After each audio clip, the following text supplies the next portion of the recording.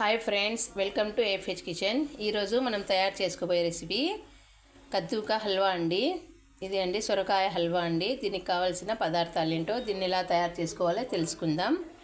చూడండి, నేను సొరకాయని ఇలా తురుముకొని వాటర్లో వేసి కడిగి పెట్టుకున్నానండి. లేదంటే ఇది ఒగురుగా ఉంటుంది. వాటర్లోనే తురిమేసినదంతా వేసి ఒకసారి కడిగి ఇలా పెట్టేసుకోవాలి. ఇది వచ్చి కస్టర్డ్ పౌడర్ ఫ్లేవర్ అండి. కస్టర్డ్ పౌడర్ వెనిలా ఫ్లేవర్ తీసుకున్నానండి. వాటర్లో వేసి ఇలా మిక్స్ చేసి పెట్టాను. పాలు, చక్కెర, కోవా, 2 యాలక్కులు, 2-3 గంటల ముందు నానబెట్టుకున్న సగ్గుబియ్యం, గోడంబి, మిల్క్ మేడ్ అండి. స్టవ్ మీద కుక్కర్ పెట్టుకున్నానండి. కుక్కర్లో నెయ్యి వేసుకున్నానండి.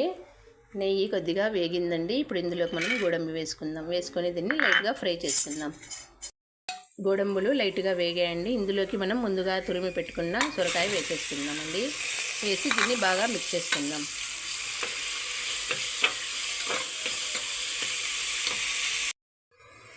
ఒక 15 నిమిషాలు హై ఫ్లేమ్లో పెట్టుకుని దీన్ని బాగా రోస్ట్ చేసేసుకుందామండి నెయ్యిలోని. ఇవి బాగా వేగాయండి. ఇప్పుడు ఇందులోకి మనము ముందుగా నానబెట్టుకున్న సగ్గుబియ్యం కూడా వేసుకుందాము. వేసి దీన్ని కూడా ఒకసారి బాగా మిక్స్ చేసుకుందామండి. ఇందులోకి పాలు వేసేసుకుందామండి. దీన్ని ఒకసారి బాగా మిక్స్ చేసుకొని కుక్కర్లో ఒక 2 స్టీమ్స్కి పెట్టుకుందామండి, విజిల్ వచ్చే వరకు. చూడండి, 2 విజిల్స్ తర్వాత సొరకాయ బాగా వేగిందండి. ఇందులోకి మనము చక్కెర వేసేసుకుందామండి. వేసి దీన్ని బాగా మిక్స్ చేసుకుందాం. చక్కెర బాగా మిక్స్ అయిందండి. ఇందులోకి కోవా కూడా వేసేసుకుందాము.